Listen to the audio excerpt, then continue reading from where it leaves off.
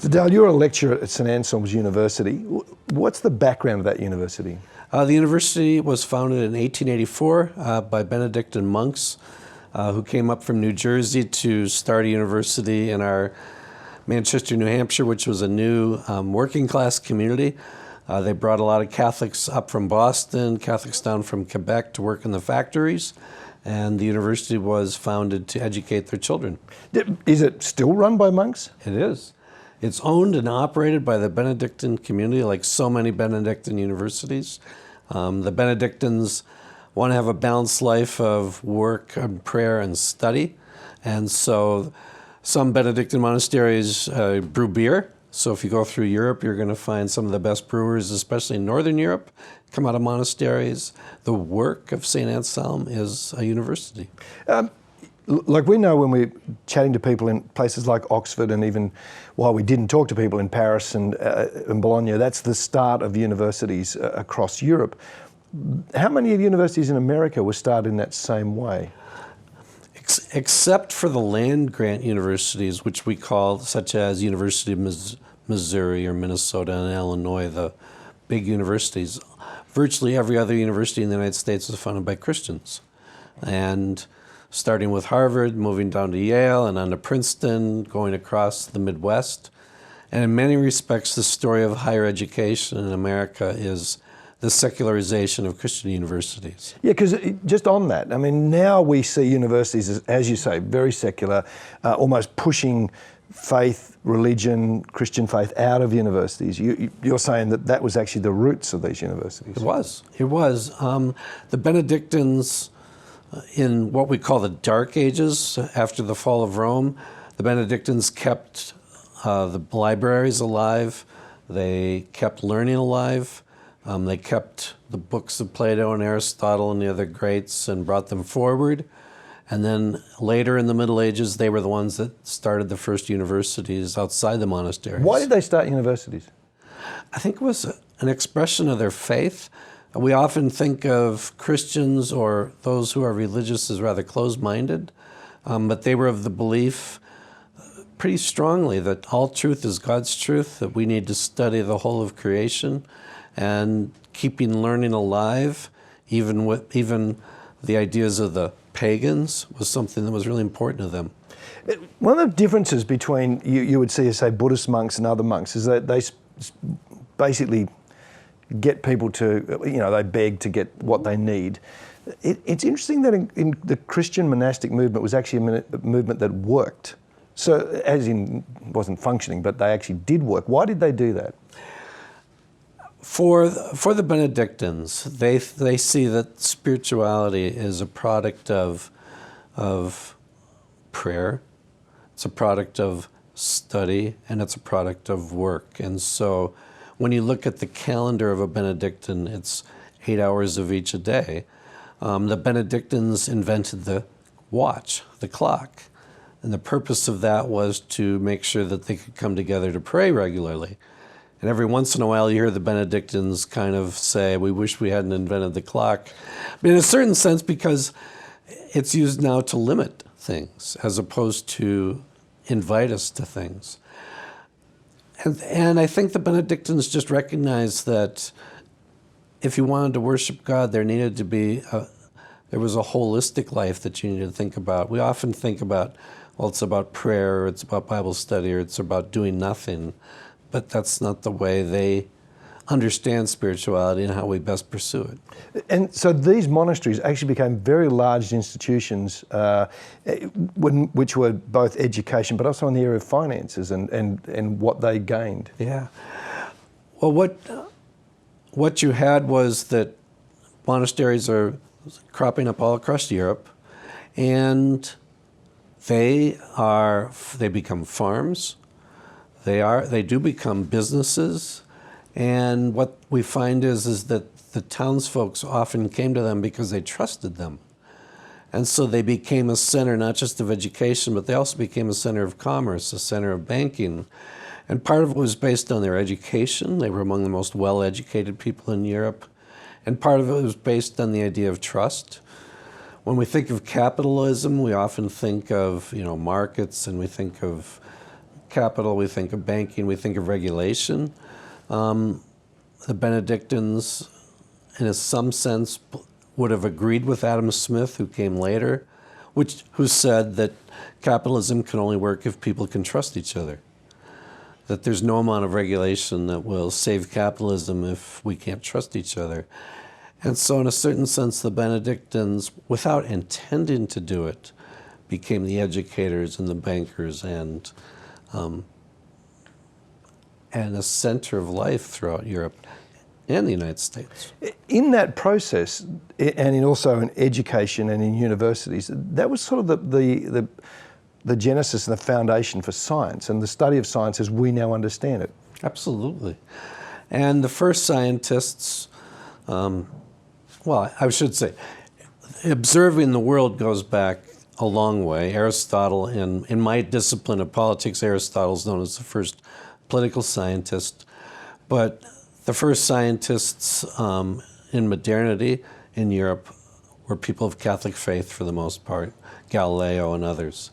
And again, the idea is that we can study God's creation.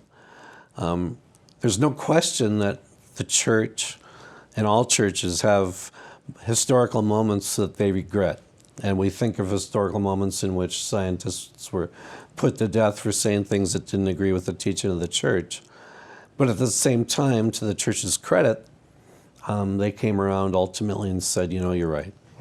And so there has to be something that says, we want to study creation, there's something to study, we need to study every aspect of creation, and in a certain sense, Christianity pushed that in a way that other religions didn't quite do.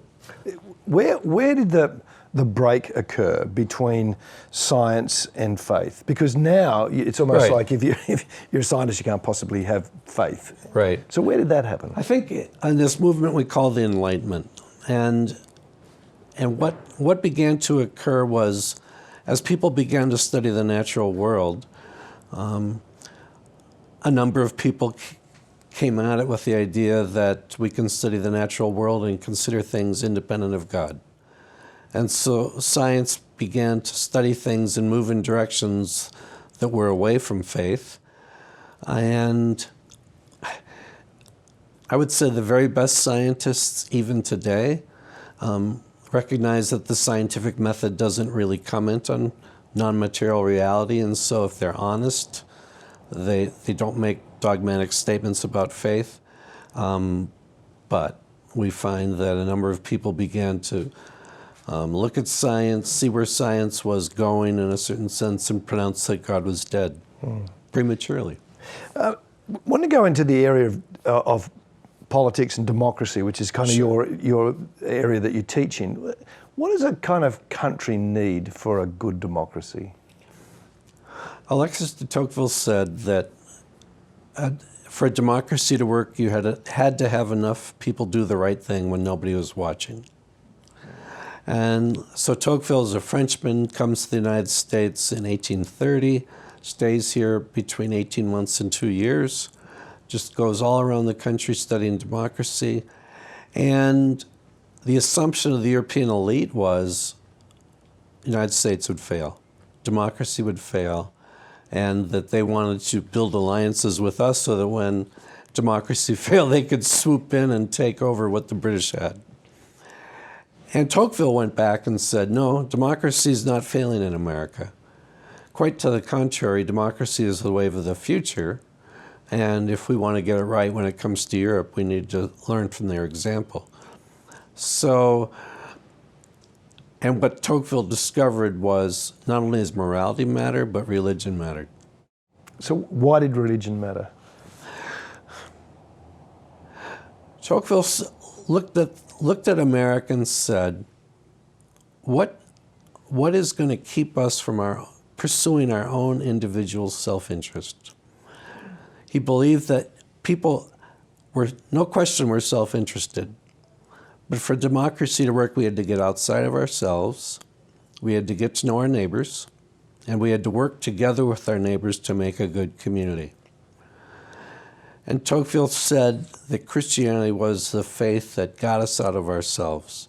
He didn't say other faiths couldn't do it, but what he observed was that Americans were working together to create hospitals, to create soup kitchens, to create government, all these things, and many of the people who were doing it were illiterate.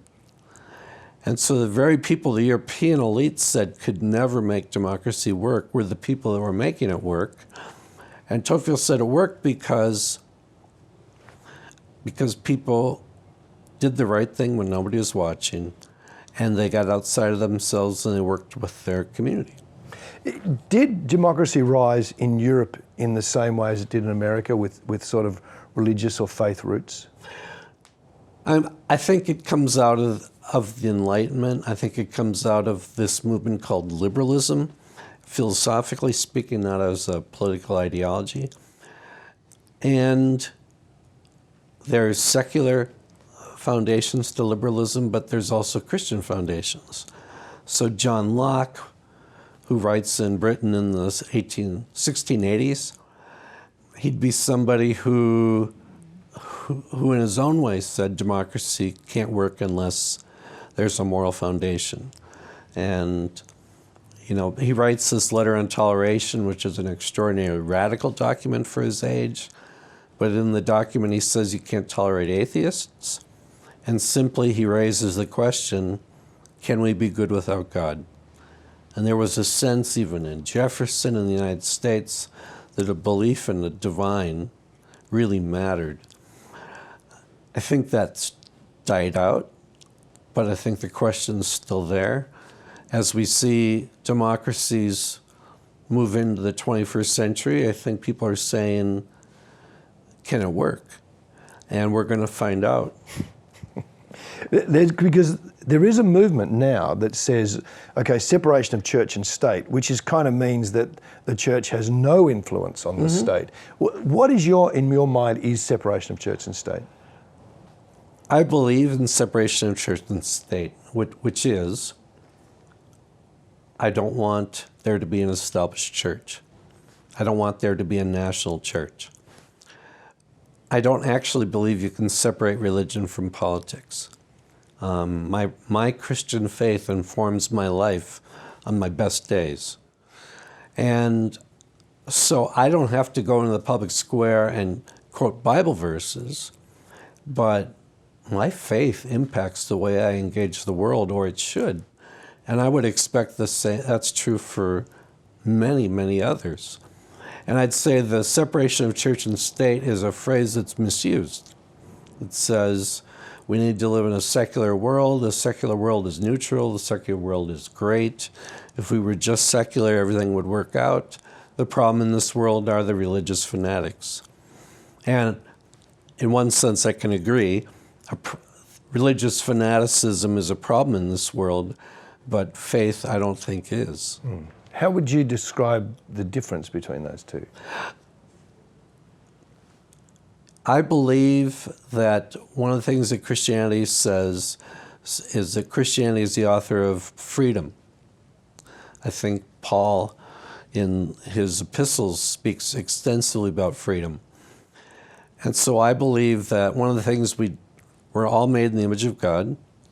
We all have the dignity that goes with that. And freedom is something that is part of that. And I want to live in a country where I can go into the public square and say what I believe, have an election. If I win, I win. If I lose, I lose. But I would argue that that's a really profound view of freedom.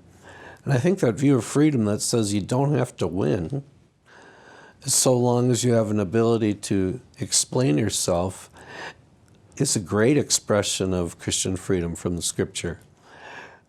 And I wish that we had more discussions in the public square about what other philosophies, what other religions would go to such lengths to give people that kind of freedom. I'm unaware of other movements that would do that. The secularism that I see strikes me that they want to limit that. And the assumption is that I'm a fanatic But I would say fanaticism is to say you have to limit that. One of the foundational ideas of democracy is that everybody's equal. Yeah. Now, if you go back to Aristotle, as you mentioned before, there wasn't really that sense of equality across that community. So if there was a democracy in the Greek world, what was it? There was democracy in the Greek world. I mean, they experimented with it, it failed. And that's why the assumption is that it's not going to work in America in the late 1700s.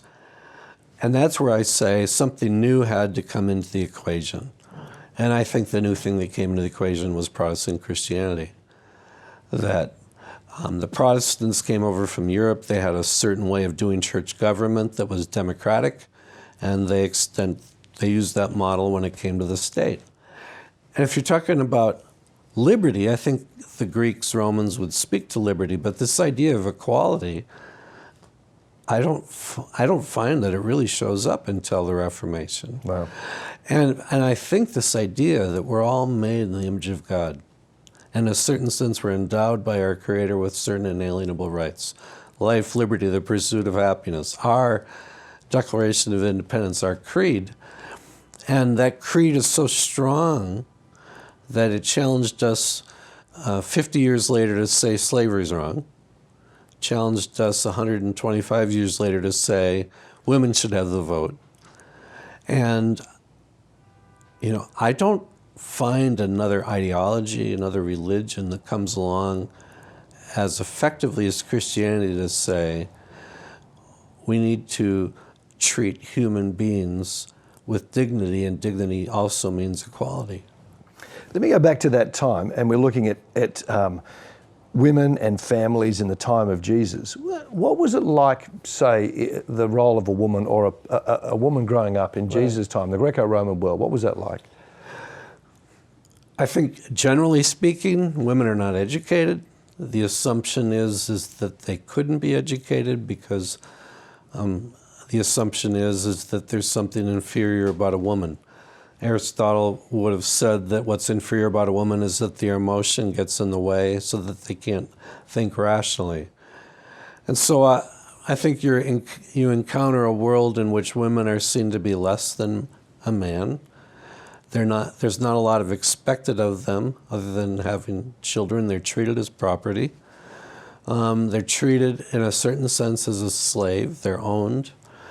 And so for Jesus to come along and to speak to women, to forgive their sins, to treat them with the dignity that he did was radical. To be able to go in the home of a religious leader and allow a woman to wash his feet, with her tears, with perfume. These are, at the moment, it doesn't seem like a big deal to us. It seems, wow, somebody used expensive perfume, but probably at the moment it was, my God, what's Jesus doing? This is a woman. And so I think you came to a time in which women and children to be seen and not heard. And Jesus upended that. Because Paul picks up that attitude of Jesus, and it's interesting that now we have a world that looks back on some of the writings of Paul and almost treats him like he's misogynist. But Paul gave women a way more freedom. He did. And he's got statements like there is no East nor West, Jew nor Greek, male nor female. He has really extraordinarily forward-looking or radical ways of thinking about men and women. I think my own reading of Paul would lead me to say he recognizes that it's going to take time for women to be able to get equal status in society. It's going to take time to educate them. I think when he says women shouldn't speak in church, my own reading of that is that given the fact that they were uneducated, it's probably the case that those particular women in that particular place shouldn't speak in church. But I don't think he was saying women shouldn't be educated or women won't have a moment when they can speak. So I think Paul recognizes it's going to take time to move women out of the place that they were in. But I think he also says and gives vision to let's move to that time. What about the area of slaves and slavery? Because again, it's that whole idea that there were times when the church didn't have a view that we would agree with today on slavery, but there are those who say, well, look, there's the Bible kind of endorses slavery. How do you read that? I don't see Philemon, for instance. I don't see that as an endorsement of slavery. I see it as a recognition in the same way that you might say that we recognize the roles that women have at present. I think there's a sense in Scripture where Jesus and Paul and others are giving signals about how we were made to be, but at the same time, they also say, all of us, we should all be willing to sacrifice our own good, sacrifice our own rights, sacrifice our own agendas in order to further the gospel. And I think at times furthering the gospel means that you don't push the cultural questions farther along than they can be pushed at present. And he says, if you're a slave, you might have to endure that.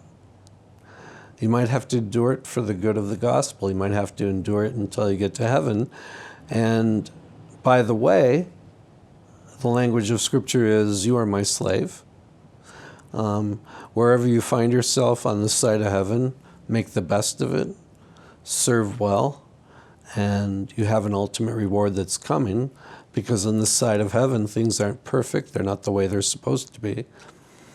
And I don't think that a recognition of political reality is a statement that justifies it. But I think it's a statement that says, endure it for the good of the gospel. And if you don't like it, tough. Look at going back to the area of monasteries. Again, that there were orders of women. Yep. How were orders? Because again, we now look at that and go, that's sort of a little oppressive to women that they're in an order, etc. They weren't the case earlier on, because they were able to do a lot of things that other women weren't when they committed themselves to an order. Yeah.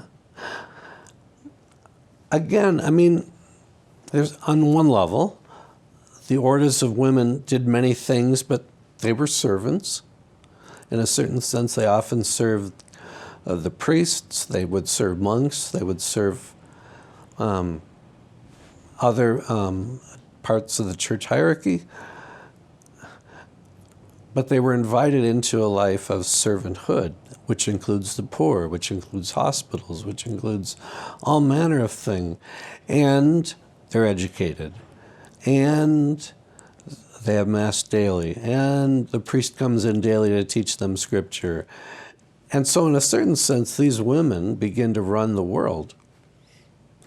And it's not just running the world of a monastery in terms of cooking and sewing and things like that, which is part of it. But when we think of religious orders today, the first person on our mind is Mother Teresa, who was a servant her entire life in Calcutta. And she was educated. And when she came into a room of the most powerful people in the world, it stopped. And so I think that it's really easy to say, this servitude is demeaning, etc.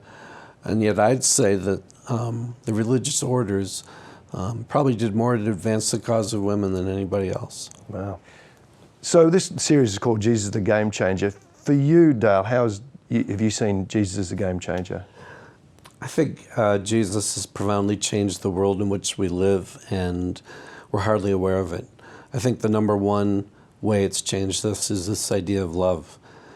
You go around the culture, you go around, talk to people today, love is never very far from the conversation.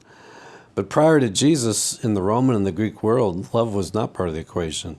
There's virtue, there's ethics, there's all manner of things, but there's not love. I think we assume today that love is kind of niceness, that love is part of a secular world, that the secular world can improve on this idea of love. But I think if Jesus doesn't come, we don't have this concept of love that we live with. I don't think we have the same concept of freedom. I doubt that we have democracy, not because we don't have the imagination to think about democracy, but democracy, again, it depends on people doing the right thing when nobody's watching. And what I'd say is take Jesus out of the equation, the game changes profoundly. And as Jesus gets taken out of our equation, as we move into a postmodern world, I think we're going to see that things are going to change profoundly. The game's going to change profoundly. And I'm curious how long it's going to take for the world to recognize that we might not want to live in a world without Jesus. So Dale, how did Jesus become the game changer for you? Yeah. I came to faith as a young child. And I think I've come to many moments of deciding if I'm going to pursue it further. I think there's times in life when you say, oh my goodness, I'm not sure, is this what I signed up for? And at each one of those moments, I have pushed through. And I think one of the moments was after college. I looked at the world. I wanted to think of what my options were for what I'm going to do with my life. I decided my options were either to be miserable as a pastor or unhappy as a layperson. So I opted for unhappiness as a layperson. And that's just because the churches I went to were so dysfunctional. And I decided that I really cared about Jesus. I really cared about the intersection of heaven and public life. And so I pursued this, getting my doctorate in politics, recognizing that I wanted to stay connected to the church, stay connected to my faith. I remember at one church I was at, an older woman came up to me one day with tears in her eyes, wanting to know why I lost my faith when I decided to go get my doctorate in politics. But it's actually been one of the most reassuring things in my faith, because I think what I've discovered, and not just me, but many others, is that if Jesus didn't come, we're dead. That politics is the study of how this world works. And as I study how the world works, the miracle is that we haven't destroyed ourselves. The miracle is that we haven't used a nuclear weapon to annihilate ourselves. That there's something that keeps this world going. There's something to love, to freedom, to equality, to these ideas that keeps us going. And my sense is that those are ideas of heaven. They're sown into our very nature. And so as Jesus is the game changer, I don't know if I can imagine a world fully without Jesus, and I don't know that I want to. Because it would be such a different world. But because he came, even if postmodernity means we lose sight of him for a while, reality is he's still part of the DNA of all of us. He's still part of the ether. The writings are still there. And my sense is that people are going to continue to gravitate toward Jesus, kind of like a moth to the flame, not necessarily because it's going to make my life better today, but a recognition that there is no better way. And there's no better way on this side of heaven, and there's probably no other way on the other side. So I think it changes not just people's personal lives, I think it changes the whole world. In fact, I think it changes the world much more profoundly than it changes people's individual lives.